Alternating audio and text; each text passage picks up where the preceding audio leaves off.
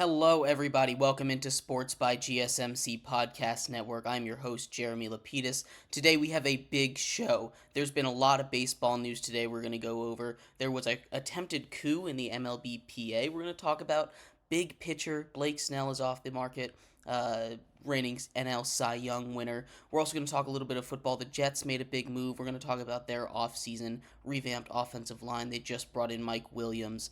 And we are going to also talk about the Steelers' quarterback room a little bit with the battle between Justin Fields and Russell Wilson, who I think should start, and what that's going to look like in the season. But before we get into it, remember, if you'd like to be an even bigger part of the show than you already are, all you need to do is go to gsmcpodcast.net. Leave a tip or donation with a message. It'll pop up on the bottom of the screen.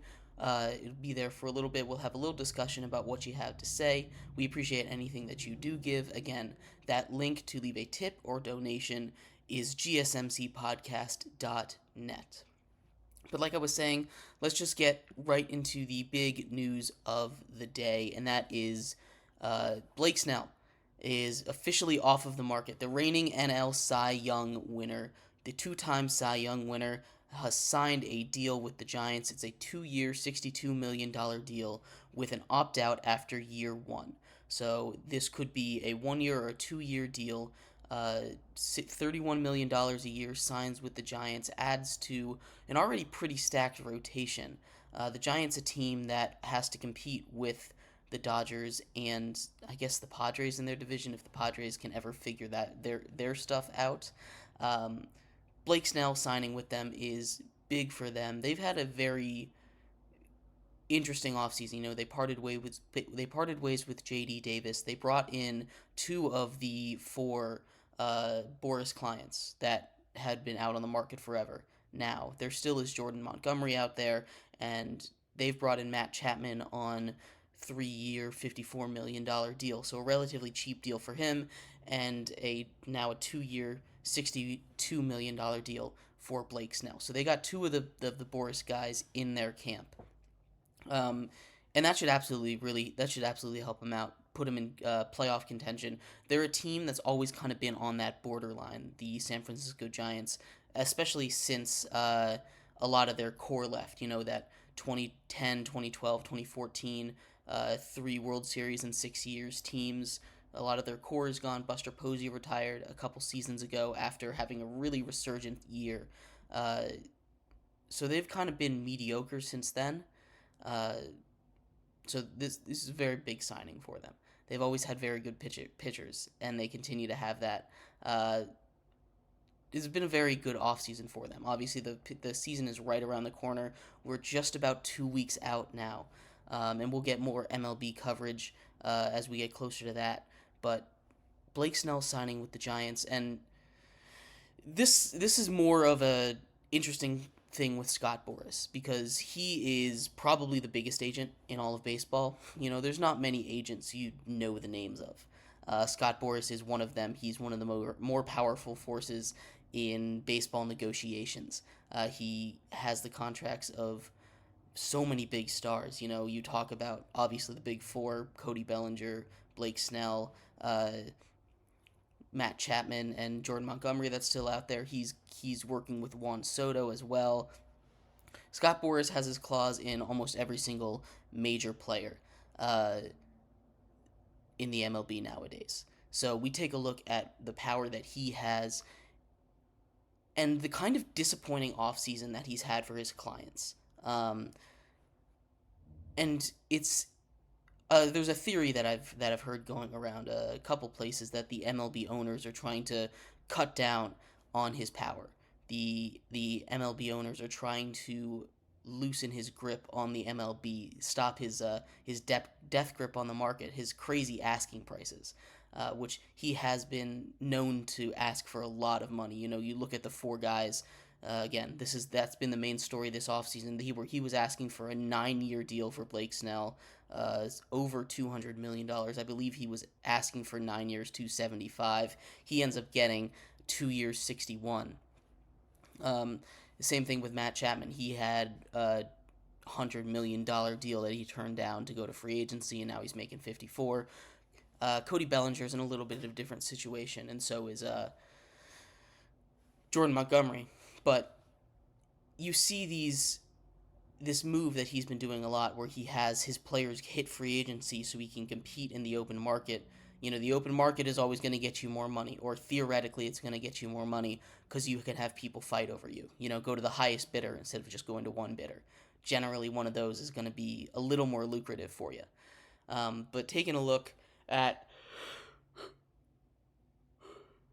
excuse me, taking a look at what he's done this offseason, it's a very big dichotomy from the rest of it. And spending in general went down this offseason. And that's not because it was a small free agent pool. I mean, you had Shohei Ohtani out there, for God's sake. He got, I believe there was $1 billion less spent this offseason so far. There's obviously still a couple guys out there, but $1 billion less have been spent this offseason. I believe it was like 3 point something $billion last year, and now it's just 2 point something this year.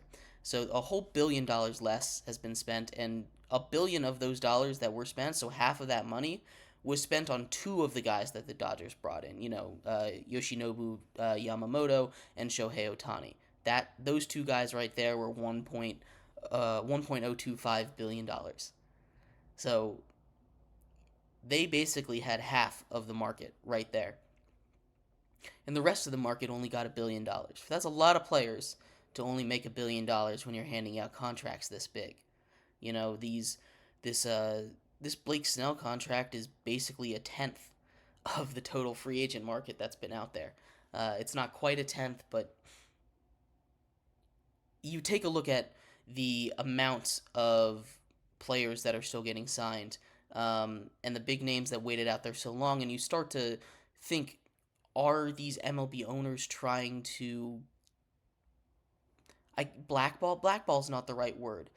Get some power back from Scott Boras because, you know, the owners in the MLB especially, since there's no salary cap or salary floor, have a very interesting relationship with player contracts and player money. It's done very differently than any other sport in any other major American sport. You know, it's tough to compare it to sports like football because in baseball all these contracts are fully guaranteed, and there's also no salary cap floor, no salary cap ceiling. There's just the luxury tax. So you see teams like the Dodgers go out, excuse me, I'm sorry, and spend $1 billion on two guys. And then you see teams like the A's spend a total of 38 million on their entire roster. You know, there's instances of single players on single teams getting paid more than entire rosters. And it's the dichotomy between big markets and small markets that's just so big in the MLB. And some of it might be because the special relationship that baseball has with its local TV markets. I know here in Virginia, the Nationals local TV provider just moved up in most cable packages, which is a big deal, you know, for a lot of people because now you can't watch your baseball, especially with blackout dates. That is something that really bugs me. And we're getting a little off topic here, but the the blackout dates, and I understand why they do it because they have these local games and they have these local markets. But if you're going to continue to move these local games, these at least local channels into higher and higher channel packages, you can't continue to have these blackout dates. It really bugs me because I pay for MLB TV every year. I pay for all these sports streaming services so that I can watch all this stuff and talk to you guys about this, you know, because they're not always on TV. I pay for all this stuff. And when I want to watch my hometown team, I want to turn on the Nationals, you know, um, I can't watch them. They're blacked out every single time. I can't watch my favorite team. If I'm out of the house, I can't watch my favorite team on my phone. I've got an app for this, you know. They have these awesome services and these blackout markets. Oh my goodness, do they piss me off? And I understand it's the whole lucrative thing with, oh, you signed a deal with a local TV channel to be your broadcast partner, so we can't be showing it to the internet, to the national community. But if you're making me pay extra and I can't watch it just because I'm in a geographical region, mm-mm. And especially now that they're making it harder and harder for us to watch those local channels. These local channels are going bankrupt. They need to increase their fees to make enough money because they're just not getting enough. They're not getting that much funding. They're losing their support. It's not that big of a deal. Obviously, you still have those big ones. You still have the Yes Network up in New York, the Nesson up in Boston, but Bally Sports is going down. That has like 15 markets, I believe. They've got so many MLB markets under their umbrella, and that's crashing the MLB market. That's crashing a lot of it.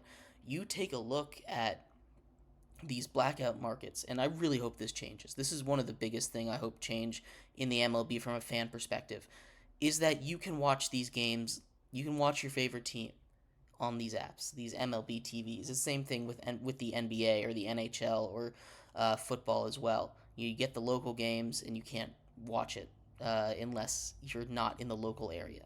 So one of those things that really bugs me. But Blake Snell signing with the Giants, he is the second to last big domino to fall. You still have Jordan Montgomery out there on the free agency market. He is the type of guy that really just about any team would love to have on their roster. Jordan Montgomery is a lefty. He had a pretty resurgent season last year with the Rangers. He can slot in pretty much, you know, top end, mid part of your rotation in just about any contending team. The Yankees, especially with Garrett Cole going down, I think would be a great fit for Jordan Montgomery over there. Just keep them afloat for a little while. You know, he's not an ace, Jordan Montgomery, but he will get the job done. He'll keep you in games. He's going to give you quality starts, and he's a hard throwing lefty. So I think there's a lot of teams that should want him. I'm just curious to see how much longer this goes out because opening day is just about 2 weeks away now. We are in the home stretch. Uh, Baseball's right around the corner. It's almost April. But yeah, in our next segment, we're going to finish up baseball. There was an attempted coup in the MLBPA last night. We're going to break that down, talk about everything that's going on with that. Appreciate you guys for tuning in to Sports by GSMC Podcast Network. I've been your host, Jeremy Lapidus. Stick around. We'll be right back.